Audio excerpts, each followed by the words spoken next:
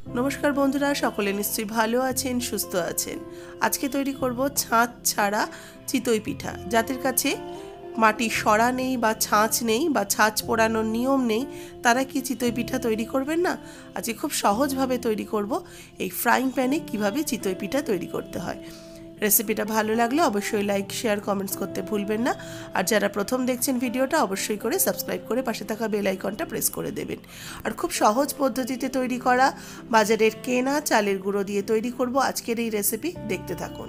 নতুন বন্ধুদের স্বাগত জানিয়ে, পুরনো বন্ধুদের পাশে থাকার জন্য ধন্যবাদ জানিয়ে শুরু করছি আজকের recipe. Welcome to Mimi's recipes. একটা বাটির মধ্যে আমি 1.5 কাপ চালের গুঁড়ো নিয়ে নিচ্ছি। এটা আমার বাজারের কেনা চালের গুঁড়ো। আর 1/2 কাপ অ্যাড করলাম। এর মধ্যে 1 পিঞ্চের মতো লবণ অ্যাড করছি। দিয়ে শুকনো লবণটাকে ভালো করে মিশিয়ে নেব।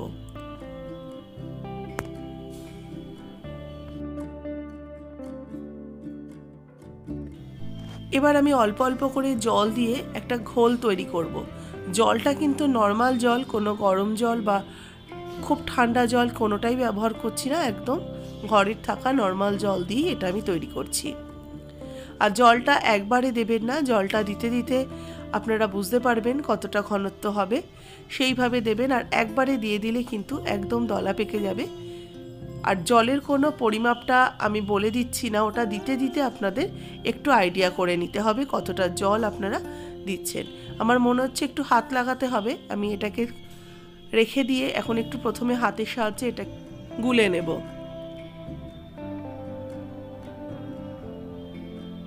একটু চটকে চটকে আমি গুলছি, যাতে এর মধ্যে কোনো রকম দলা পেকে না থাকে বা লাম্প না থাকে। আর জলটা দেখেছেন বেশ অনেকটা পরিমাণই কিন্তু লাগবে, কারণ যেহেতু এটা চালের গুঁড়ো, জল কিন্তু অনেকটা সোপ করে নেবে। দেখুন আস্তে আস্তে জল দিয়ে মোটামুটি একটা লিকুইড ফর্মে তৈরি করেছি। এটা কিন্তু একদম পাতলা হবে না, আবার খুব ঘনও হবে না। আমি দেখিয়ে দেব কতটা ঘনত্ব এটাকে আনছি। এবার একটা হুইস্কের সাহায্যে ভালো করে এটাকে গুলে নিচ্ছি। এবার আমি একটা চামচ দিয়ে দেখাবো। দেখুন ঠিক ঘনত্বটা এরকম হয়েছে। একদম পাতলা করবে না, যেহেতু এটা আমি ফ্রাইং প্যানে করব, তাহলে কিন্তু অনেকটা ছড়িয়ে যাবে। এটাকে এবার একটু ঢেকে রেখে দিচ্ছি একটা প্লেট দিয়ে 1 ঘন্টার জন্য। 1 ঘন্টা পর ফিরে এলাম, কারণ যেহেতু চালের গুঁড়ো, এটাকে কিন্তু একটু ভেজোতে সময় দিতে হবে। সেই জন্য 1 ঘন্টা আগে এটাকে তৈরি করে রেখে দিতে হবে। এটাকে আবারও আমি একটুখানি গুলে নিচ্ছি। দেখুন পরিমাণে কিন্তু অনেকটাই বেড়ে গেছে আর আরও একটু ঘন হয়ে গেছে। এবার এর মধ্যে আমি 1/2 টিস্পুন দিয়ে দিলাম বেকিং সোডা। বেকিং সোডাটা কিন্তু দিয়ে ভালো করে মিশিয়ে নিচ্ছি। তবে বেকিং সোডা কিন্তু দিয়ে ভিজিয়ে রাখবেন না, একদম ভেজানো হয়ে যাবে। করার আগের মুহূর্তে বেকিং সোডাটা দিয়ে এটাকে ভালো করে ঘুরিয়ে নিচ্ছি।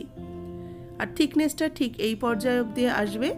এবার আমি একটা ফ্রাইং প্যান বসিয়ে সামান্য একটু তেল কিন্তু ব্রাশ করে দিচ্ছি। খুব বেশি কিন্তু তেল দেওয়া যাবে না, অল্প একটু তেল ব্রাশ করে দিয়ে এবার আমি একটা ছোট্ট হাতার সাহায্যে একটা একটা করে আমি দিতে শুরু করব।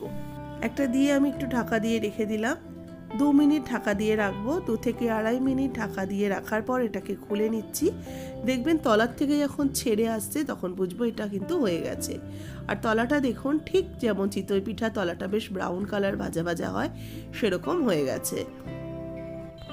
আরও একটা দিয়ে দিচ্ছি, দিয়ে এটাকেও সেমভাবে আমি ঢাকা চাপা দিয়ে দেব। বেকিং সোডাটা দেওয়ার জন্য বেশ একটা ওপর থেকে ছিদ্রযুক্ত তৈরি হবে, একটা ভেতরে জালি জালি তৈরি হবে। এটাও আমার হয়ে গেছে, এটাকেও নামিয়ে নিলাম। আরও কয়েকটা সেম প্রসেসে আমি করে নিচ্ছি। দেখুন এত সুন্দর দেখতে হচ্ছে, মনেই হচ্ছে না এটা কিন্তু ছাঁচ ছাড়া তৈরি হচ্ছে।